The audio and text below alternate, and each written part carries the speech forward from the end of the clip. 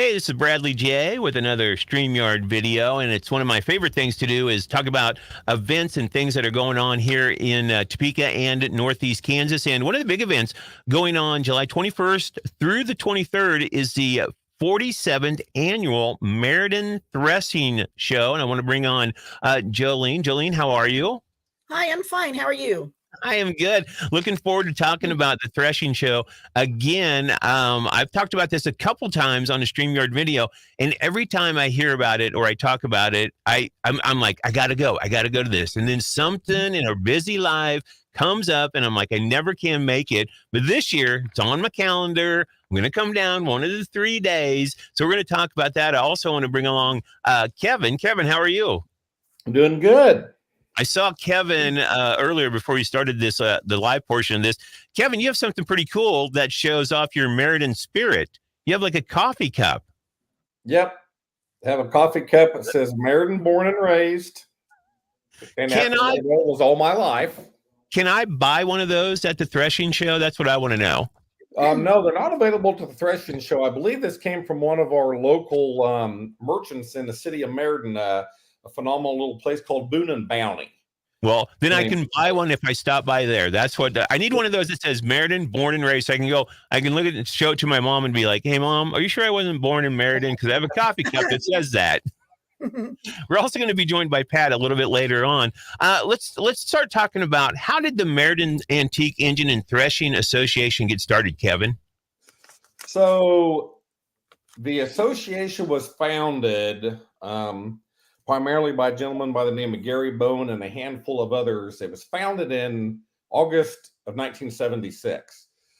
The actual first show was established in 1977 in July. It was established on the current location on 8.5 acres, just about a mile northeast of Meriden on the K4 Highway. And in 2014, we were growing pretty rapidly in the early 2000s, and our 8.5 acres was running out of room. And we had an opportunity to buy the adjacent 32 acres in 2014, which we did. And currently now to this day, 9 years later, we are pretty much using every inch of the grounds now that we have there. We're trying to grow our own wheat that we bundle and thresh for our summer shows and everything. So we're trying to make it all encompassing right there. So that's how it kind of got started back in the late 70s by a gentleman and a handful of people. And it's just continued to grow very vigorously since then. That is so cool. Because everything starts small, and then when it's so good, it just continues to grow. And that's what the 47th annual threshing show is doing. What are some of the highlights of the summer show? We know you guys have a fall show, but the summer show, the highlights are what, Kevin? So as the namesake, it's the Meriden Threshing show in the summer. So one of the biggest highlight is in the back north. We will have up to 3 antique steam engines or tractors that are running up to possibly 3 threshing machines, giving 2 demonstrations daily at 10 and 2 every day, Friday, Saturday, and Sunday. So that is probably one of the number one highlights that our summer show is built around. Otherwise, there are so many things that go on, and we'll probably cover a lot of those in other areas. But, our Cottonwood Station is one of our big highlights. A living museum of a little town, sawmill, flour mill. We just have so many things that we'll be covering here later on. Small engine area. We have a very large small engine contingency that goes to these shows, hit and miss engines. This year, every year we highlight a tractor of the year. This year is our international year. It's probably our biggest summer show that we have. There's a very big following of international harvester people. And another highlight is a parade. We have a parade daily at 1 p.m. And anybody that is there with equipment or antique tractors or automobiles can enter the parade. There's no charge to do it. Everybody gets stopped and gets to talk about what they're having in the parade. And probably the last highlight, like I said, all the stuff will be covered on, as we do have live bands on Friday and Saturday night also out there at the grounds, a good old-fashioned barn dance. So there's kind of some of the highlights of many, many, many things that go on for 3 days at the show. It sounds like you could spend all 3 days. I mean, you could just start your day and then you could just end your day in Meriden at this threshing show. And it starts at 7 a.m. and goes till midnight. Is that correct? Jolene, that's about right on every That's day. about right, yeah. Yeah. I know breakfast is served at 7 a.m. Well, I want to talk to you, Jolene, because we all want to know. We know really nothing is free, right, to go. But you guys have such a great cost. I was stalking your Facebook page. It's what I was doing. But how much is it to attend the 47th annual Meriden Threshing Show? The admission is only $6 for all 3 days. That's cash only.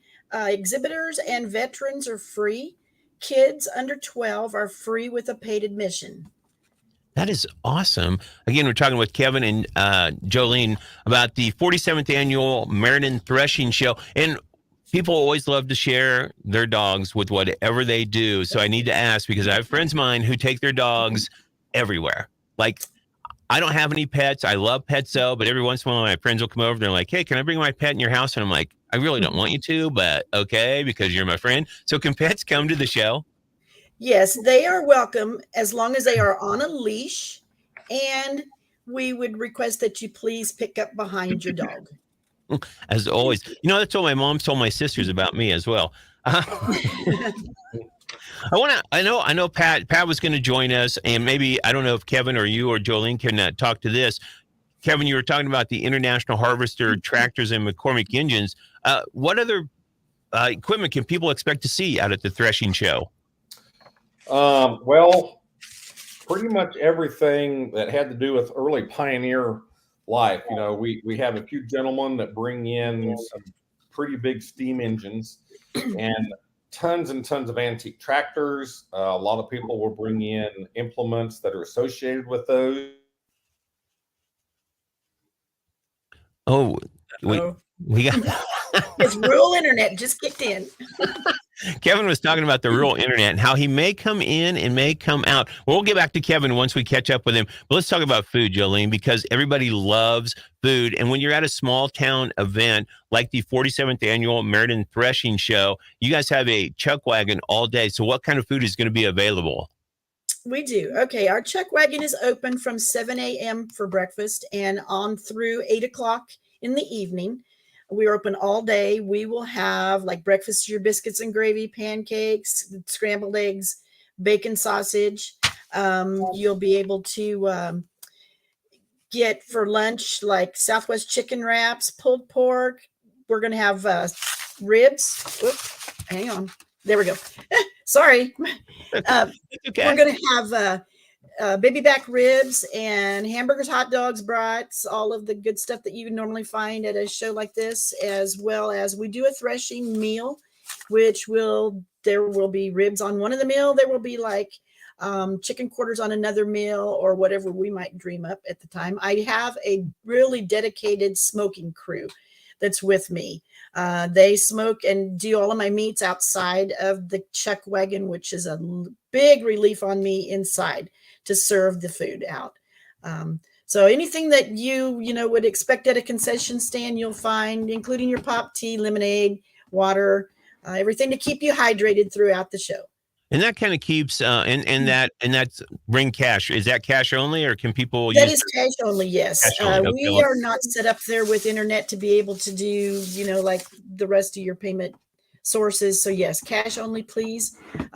We'll have soft serve ice cream, and also your cider slushies will be served as well.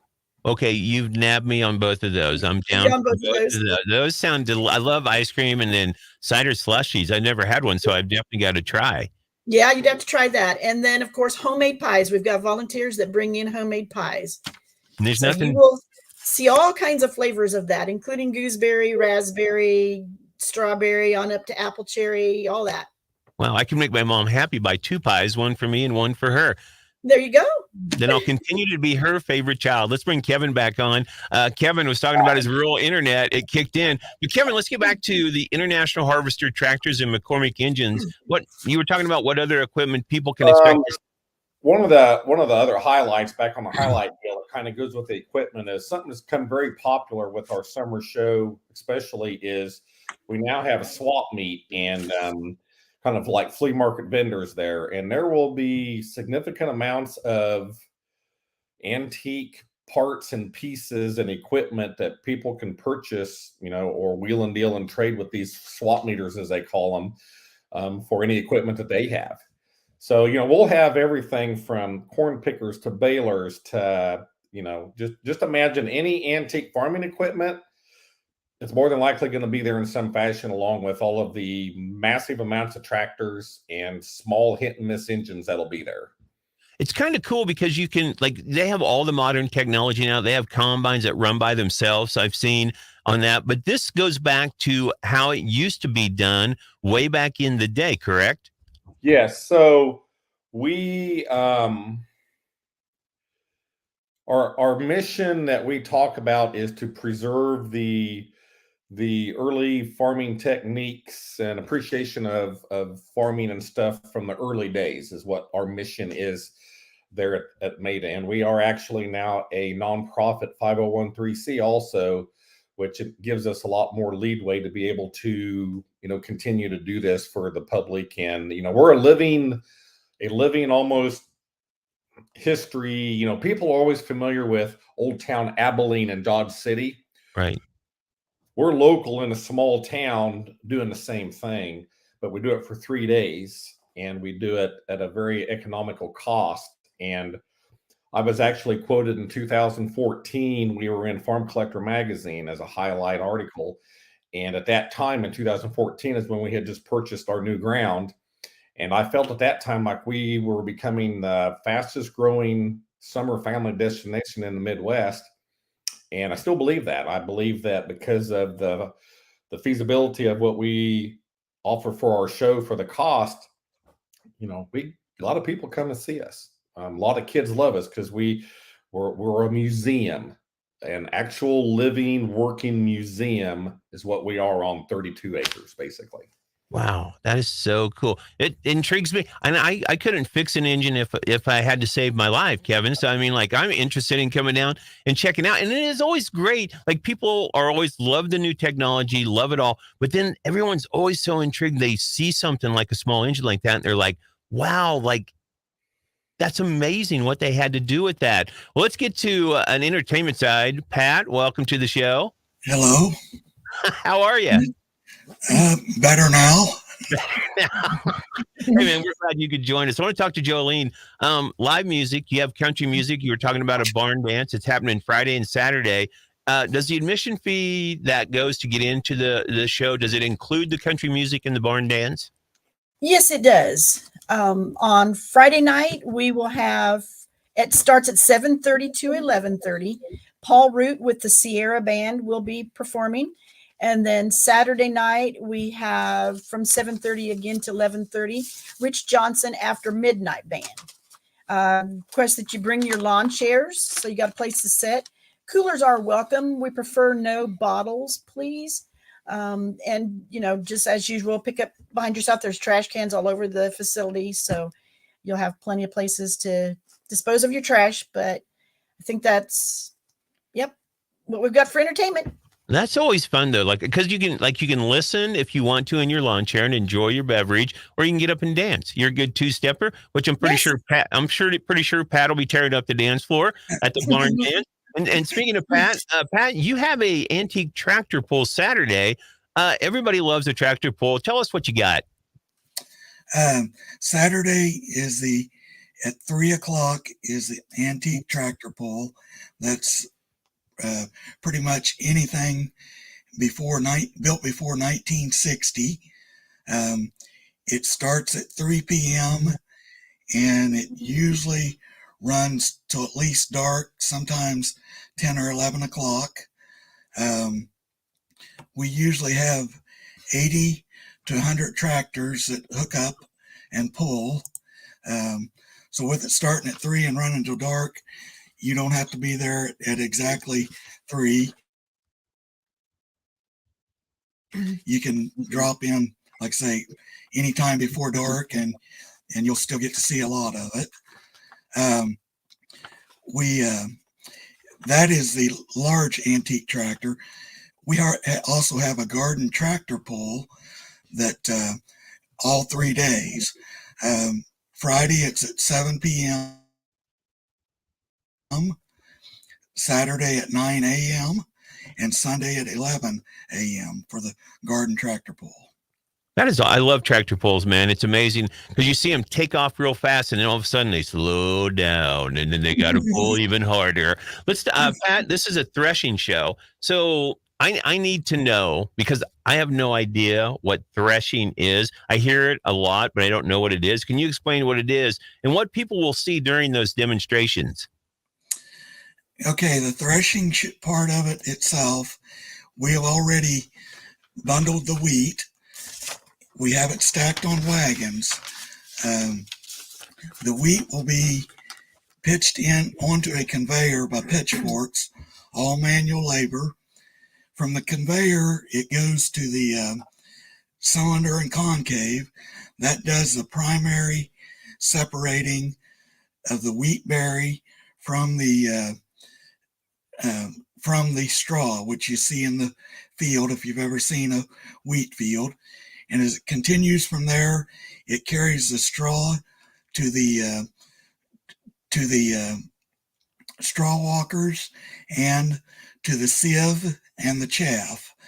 And as it's going through that process on the sieve and the chaff, it blows air across it.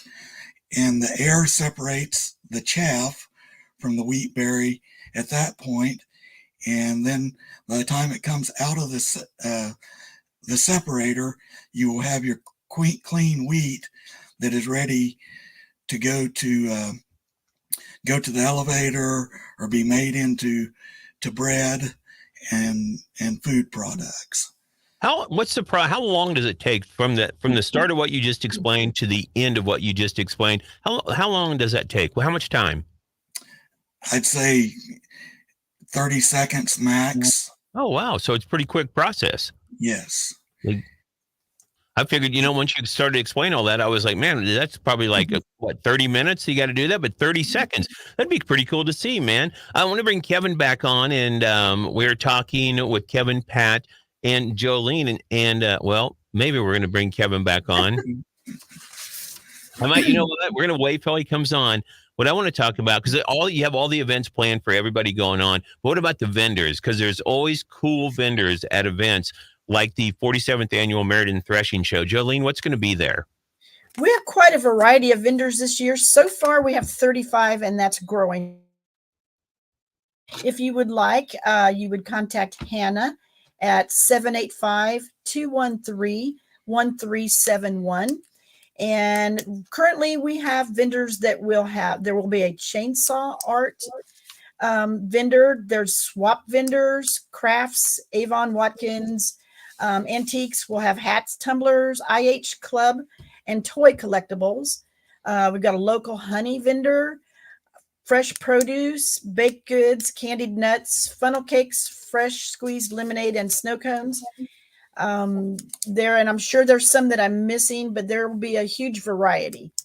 You had me at honey and toy collectibles. Like, there you go. Yep. I heard those. I love toys. I'm an adult, but I still love toys. I like to be kids. And when you say that, I'm always like, yeah, I'm there. And you got honey and you got ice cream. I mean, yep. This is a place to be, the 21st, 22nd, and 23rd.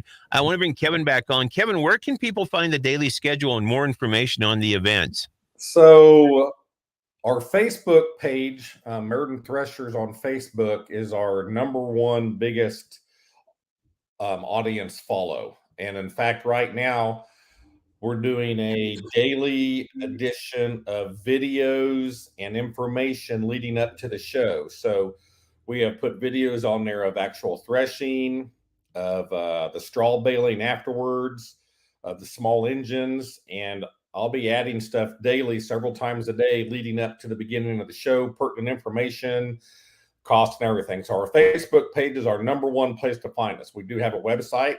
It's meridenthreshers.org, which also posts information. I'm sure that we will be I know there's going to be some advertising going on with Alpha Media Groups and everything.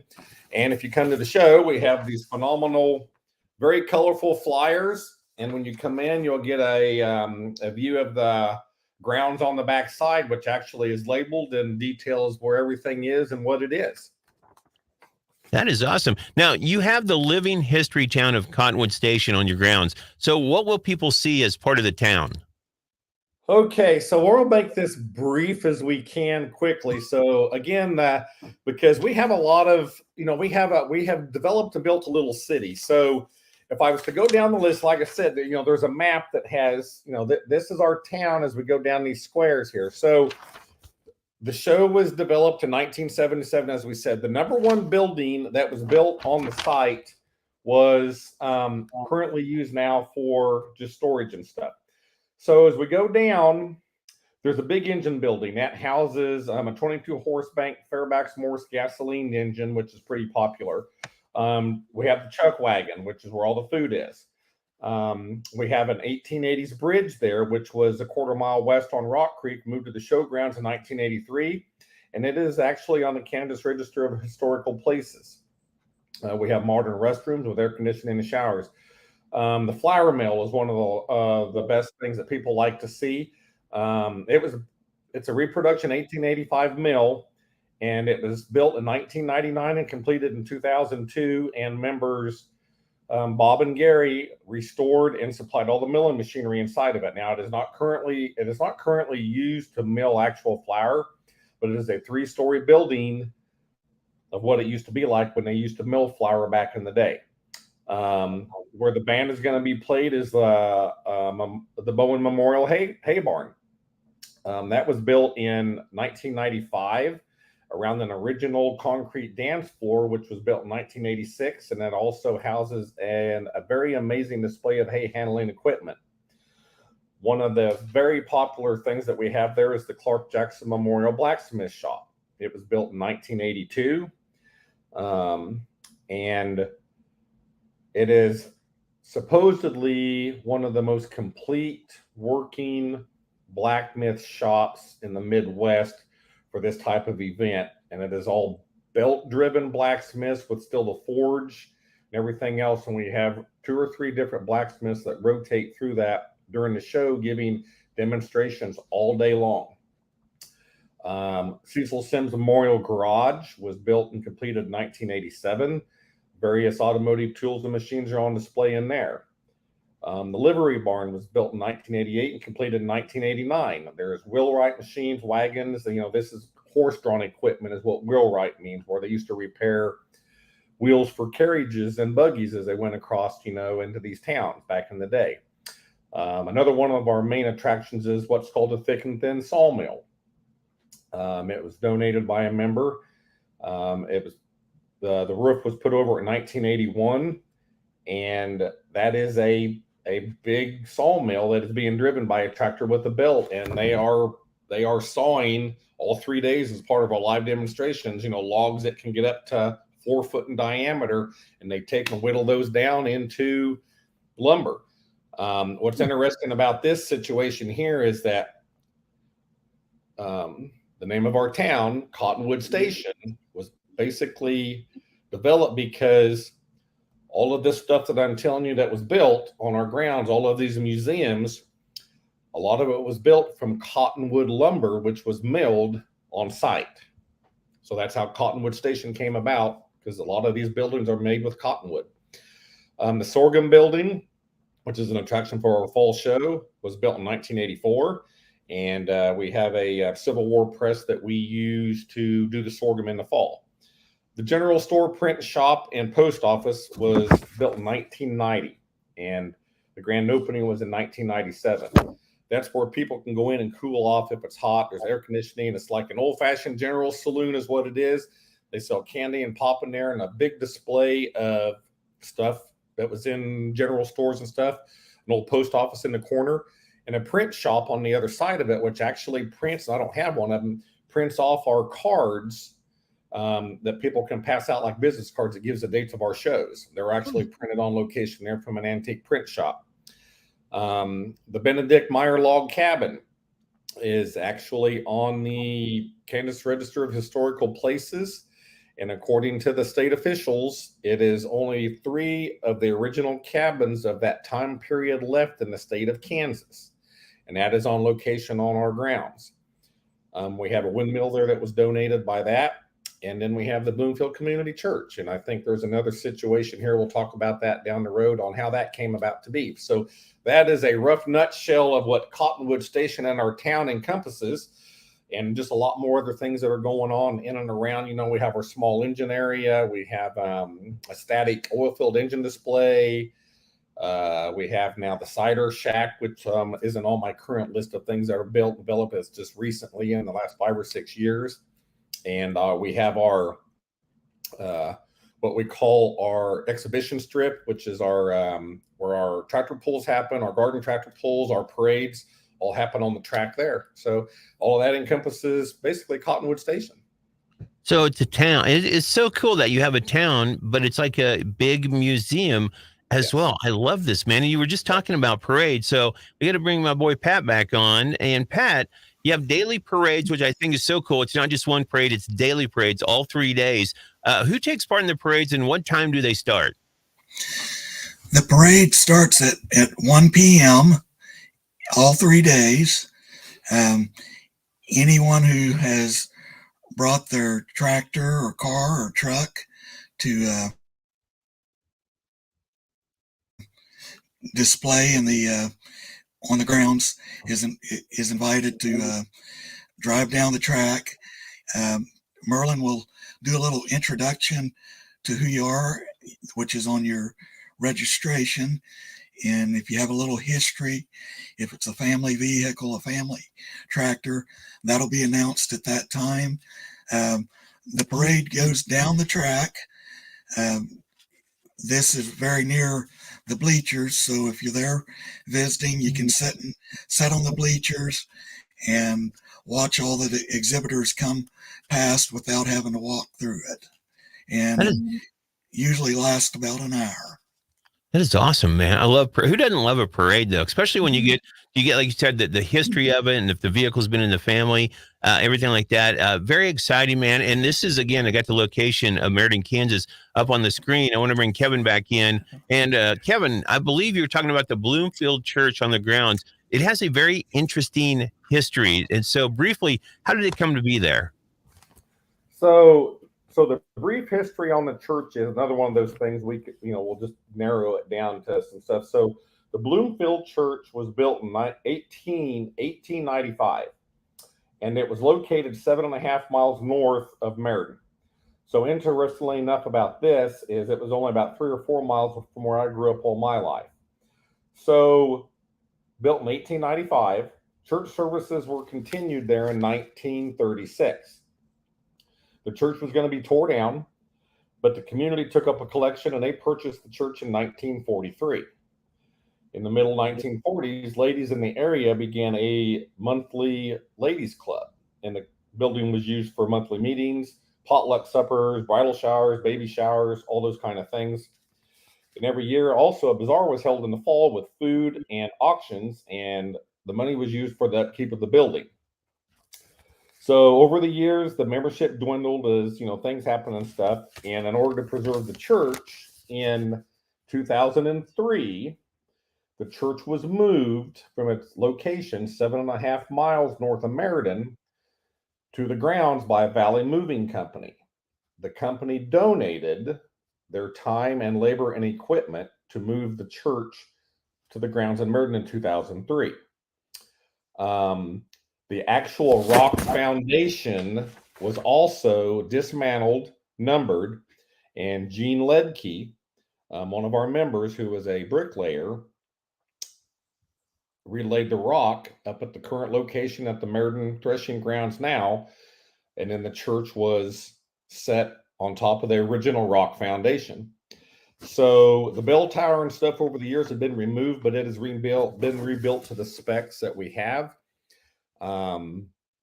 So the church is actually restored to its original conditions, and currently up at the grounds it is used as a museum. But we did begin our what I talked about, the fall bazaar, We still have that every year, the first Saturday in November, where we have food and items and auction stuff to sell to help, go toward the renovations of preserving it.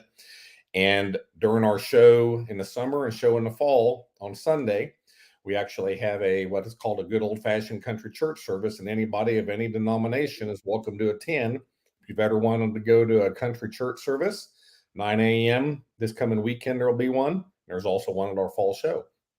And that's how the Bloomfield Church came to become part of our Cottonwood Station town up at Meriden.